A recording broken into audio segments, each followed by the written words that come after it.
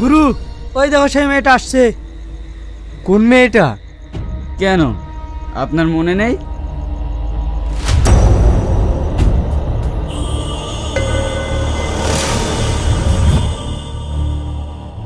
শ্রাবণী, শ্রাবণী। রিয়াজ দা? হ্যাঁ, চল। রিয়াজ দা, আজ যেতে পারবো না, আমার একটু অসুবিধা আছে। তোর অসুবিধা আছে, কিন্তু আমার যে আর সুবিধা। মায়ের শরীরটা ভীষণ খারাপ, তাই ডাক্তার বাড়ি যেতে হবে। যাবি না মানে? শরীর খারাপ তোর মায়ের, তোর তো না। চল আমার সাথে।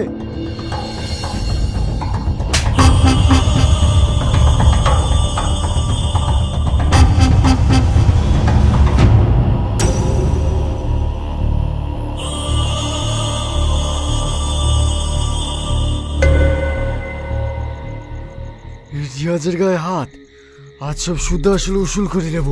এই যা, গিয়ে ওকে ধর।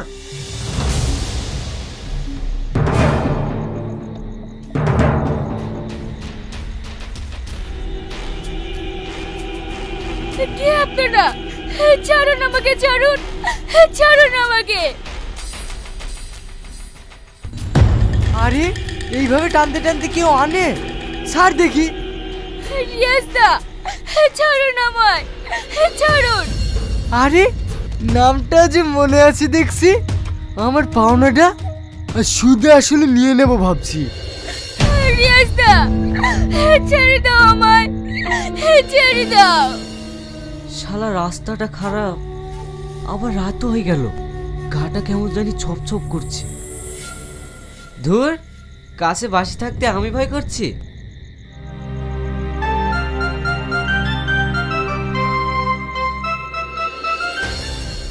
ছেড়ে তো দেবই, আগে আমার পাওনাটা শোধ করে নেই।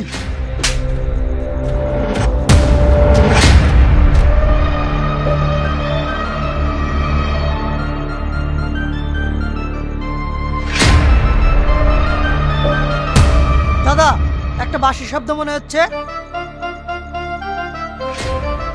হ্যাঁ হ্যাঁ, তাই তো, ব্যান্ড পার্টির দল আসছে। চ পালাই।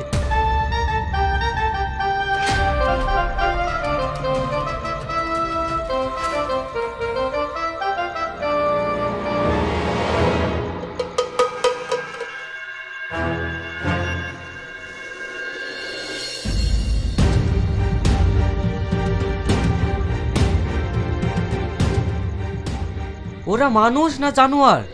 মেয়েটার কি অবস্থা করেছে দেখো দিনি। তোমার বাড়ি কোথায়? তোমাকে কিছু বলতে হবে না, চলো আমার বাড়ি নিয়ে যাই।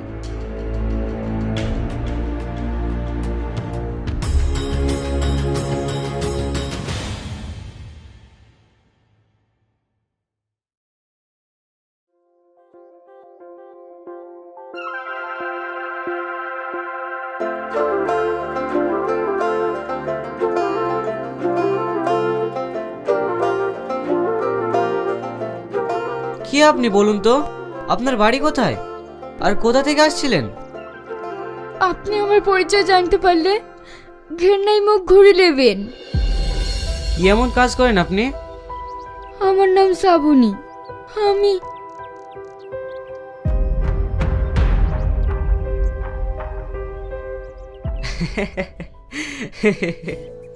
কেন এসব অসৎ পথে ইনকাম করেন আপনি? চেয়েছিলাম তো সৎ পথে ইনকাম করতে, কিন্তু এই সমাজ আমাকে করতে দেয়নি। তাই মাকে নিয়ে বেঁচে থাকার তাগিদে আমি এই কাজটা করতে বাধ্য হয়েছি। অবশেষে মাকেও বাঁচাতে পারিনি। আজ আমি সব দিক দিয়ে শেষ হয়ে গেছি, আর আপনি আমায় দেখি হাসতেন। না না, আপনাকে উপহাস করে হাসিনি, আপনি সত্যি কথা বলেছেন তো তাই। আর আপনার সত্যি কথাটা শুনে আমি খুব খুশি হয়েছি। আজকের পর থেকে আপনি কোথাও যাবেন না, আপনি আমার এখানেই থাকবেন। সালমা, তুই শ্রাবণীর কাছে বস, আমি দুটো বাজার করে নিয়ে আসি। ঠিক আছে ভাই, তাড়াতাড়ি এসো কিন্তু।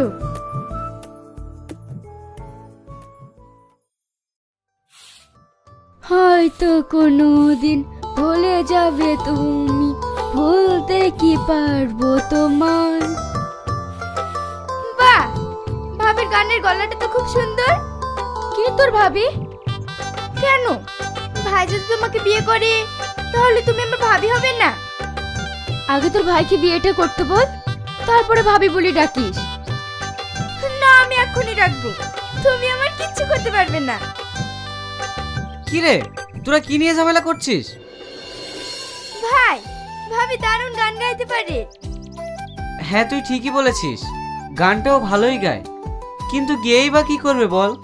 ও তোর গ্রামে থেকে বড় শিল্পী হতে পারবে না। তাতে আমার কোনো দুঃখ নেই। তুমি যদি সারা জীবন এভাবে আমার পাশে থাকো, তাহলে আমি তোমাকে শোনানোর জন্য গাইবো। কি রে সালমা, কিছু খাবার টাবার করিস নে? হ্যাঁ হ্যাঁ, ভাবি তুমি ভাইকে খাবার দাও গা। আবার? সরি, আমার ভুল হয়ে গেছে। ভাই, বিয়েটা করে ফেলো না, তাহলে তো আমার আর ভাবি বলতে অসুবিধা হবে না।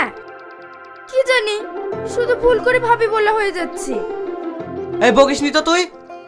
ঠিক আছে, তুমি হাত মুখ ধুয়ে এসো, আমি খাবার খুলছি।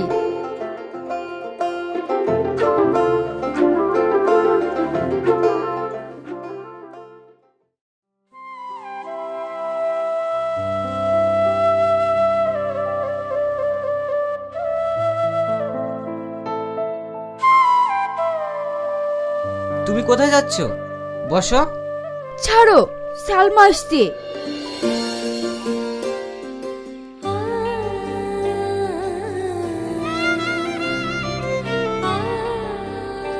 ওগো, রাগ করলে?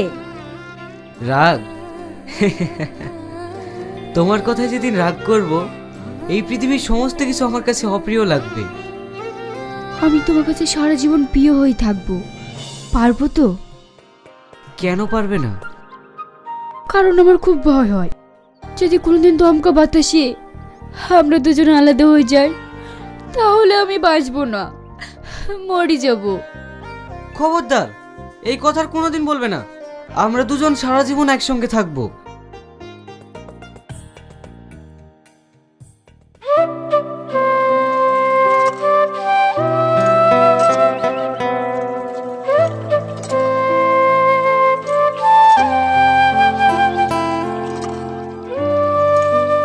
ভাবি, আমাকে একটু পানি খাওয়াবেন? আমার ভীষণ পেপাসা পেয়েছে।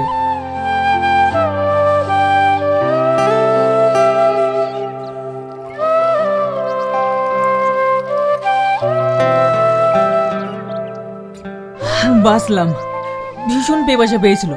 আর রাস্তাটা এমনই, গাড়িটা আনা গেল না, হাঁটতে হাঁটতে সারা হয়ে গেলাম। আচ্ছা ভাবি, এখানে একজন ভালো বাঁশি বাজায়, ওর বাড়িটা কোথায় আপনি বলতে পারবেন? ভালোবাসি বাজাই বলতে গেলে তো আমাদের পাড়ার শাহিনী বাজায়। হ্যাঁ, আমার সঙ্গে আসেন।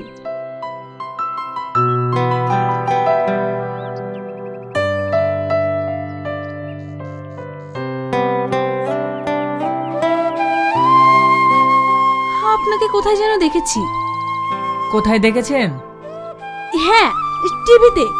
আপনি সঙ্গীতকার সোহেল রানা না? হ্যাঁ, আপনি আমাকে চিনতে পেরেছেন? হ্যাঁ, আপনার অনুষ্ঠান আমার খুব প্রিয়, আমি খুব দেখি। Thank you.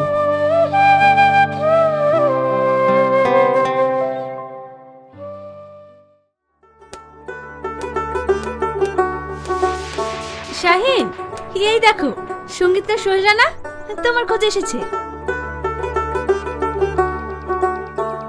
স্যার, আপনি আসুন আসুন। সালমা, চেয়ারটা দে তো বোন।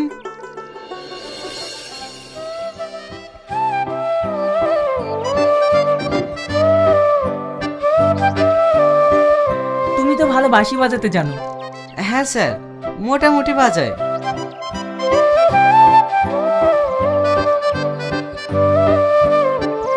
স্যার, এই নিন, তুমিও নাও। স্যার, এ শ্রাবণী, সুন্দর গানের গলা, আপনি যদি একটু শুনতেন।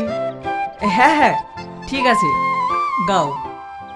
প্রেমের সমাধি ভেঙে মনে শিকল ছেড়ে পাখি যায় উড়ে যায়, তোমায় পাবো না জানি, শুধু চোখের পানি দিয়ে গেলে আমায়। বাহ, সুন্দর গাইতে পারো তো। শাহিন, ওর যা গলা তাতে ভালো শিল্পী হতে পারবে, কিন্তু ওকে প্র্যাকটিস করাতে হবে। এক কাজ করো, তোমরা দুজনেই বেরিয়ে পড়ো, আর আমি তো তোমার জন্যই এসেছিলাম। স্যার, আমি যেতে পারবো না, আমার বোন বাড়িতে একা। আপনি ওকে নিয়ে যান, বড় শিল্পী তৈরি করুন, আর আমি গেলে ওর সঙ্গে একটু দেখা করে দেবেন। না না, আমি একা ওনার সাথে কিভাবে যাই বলো? তুমি গেলে না হয়। আচ্ছা তুমি বলো, সালমাকে একা বাড়িতে রেখে সবার যাওয়া ঠিক হবে? আর এত বড় সুযোগ হাতছাড়া করো না, তুমি যাও দাদার সাথে। কিন্তু কোনো কিন্তু নয়, তুমি যাও তো, আমি তোমাকে মাঝে সাঝে গিয়ে দেখে আসবো। ঠিক আছে। তাহলে তুমি রেডি হয়ে নাও।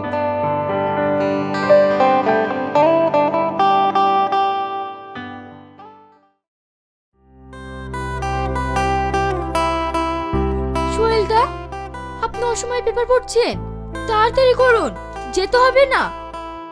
শ্রাবণী, তোমাকে তো ব্যাপারটা বলাই হয়নি, আজকের প্রোগ্রামটা হবে না। প্রোগ্রাম হবে না মানে? ওইদিকে চরম বৃষ্টি, পানিতে প্যান্ডেল থই থই করছে, তাই কিছুক্ষণ আগে ক্লাব কর্তৃপক্ষ ফোন করেছিল, ডেটটা মনে হয় পিছিয়ে যাবে। তাহলে ভালোই হলো, উপরে গেলাম, একটু ঘুমাবো। কেন, আমার কাছে একটু বসা যায় না? কাল সারা রাত প্রোগ্রাম করেছি তো, তাই চোখটা একটু ঢোল ঢোল করছে। আমিও তো ঘুমাইনি, কই আমার তো ঘুম আসছে না। হে চোখে শুধু তোমাকেই দেখি, তাহলে কখন ঘুম আসবে বলো? ঠিক আছে, ঘুমাবো না, এবার খুশি তো?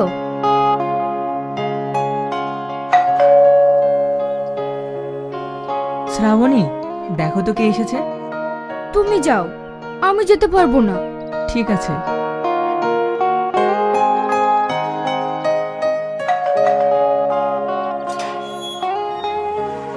স্যার, শ্রাবণী কেমন আছে?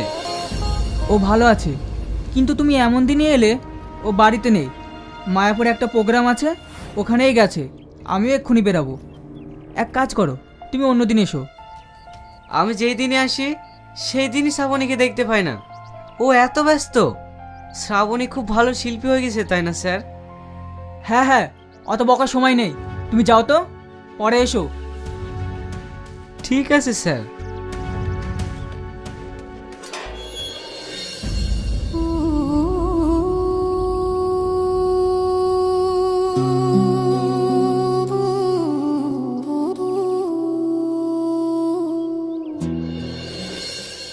কে এসেছিল? এক ক্লাব কর্তৃপক্ষ এসেছিল প্রোগ্রামের জন্য, আমি না করে দিয়েছি। এত পর পর প্রোগ্রাম দরকার নেই, তুমি বিশ্রাম করো তো। কোথায় যাচ্ছ? বসো একটু।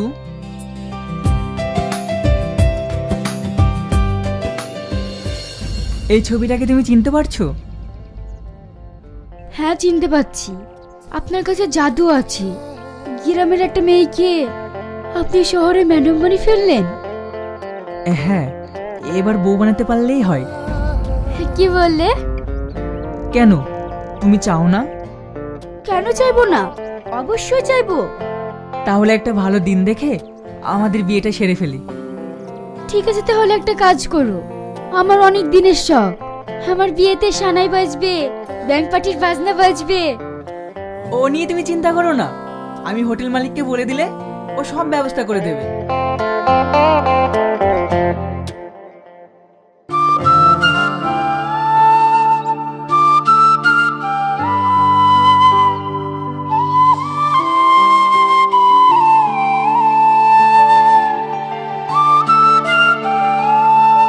ভাই, শ্রাবণীর সাথে দেখা হয়েছে তোমার? ভাই, কি হলো, কথা বলছো না যে? কি করে হবে বল, ও কি আমাদের মতো সাধারণ আছে? ও অনেক বড় শিল্পী হয়ে গেছে, যেদিন যায় সেদিনই কোনো না কোনো একটা প্রোগ্রাম থাকে। ওরকম ব্যস্ততার মধ্যে থাকতে তুমি সবকিছু খইয়ে দিয়ে শ্রাবণীকে পাইয়ে দিলে। ও যত বড় জায়গায় যাবে তত আমার সুনাম হবে, আর গর্বে বুকটা আমার ভরে উঠবে। তুমি একটা পাগল, কিচ্ছু বোঝো না। তুমি আর কোনোদিনও ওর সাথে দেখা করতে পারবে না। না রে সালমা, তুই ভুল বলছিস। ও আমাকে কোনোদিনই ভুলতে পারবে না। শাইন ভাই, শাইন ভাই, মায়াপুর থেকে একটা হোটেল মালিক ফোন করেছিল, একটা বিয়ের প্রোগ্রাম আছে, তোমাকে যেতে হবে। তুমি কিন্তু না করতে পারবে না, ওখানে ফুরুতের কেউ নেই, তোমাকে কিন্তু যেতেই হবে। আচ্ছা ঠিক আছে, যাবো, যা। তাহলে আমি আসছি ভাই।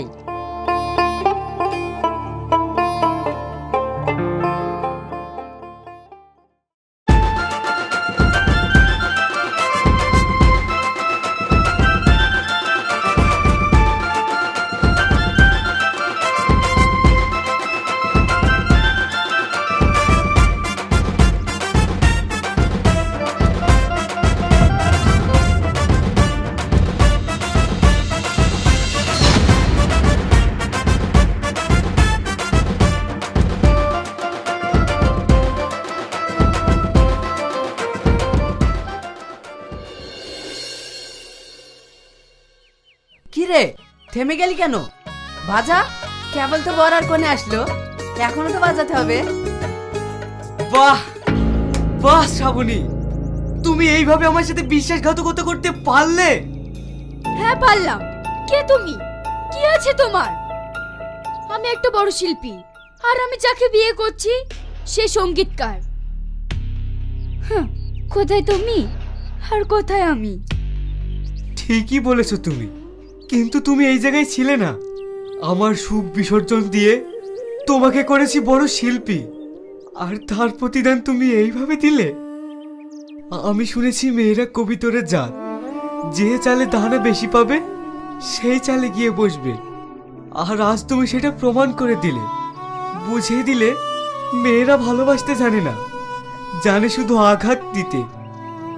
তুমি সুখী হও, আমি তোমার আঘাত বুকে নিয়ে এই সারা জীবন কাটিয়ে দেব। আসছি শ্রাবণী, আসছি।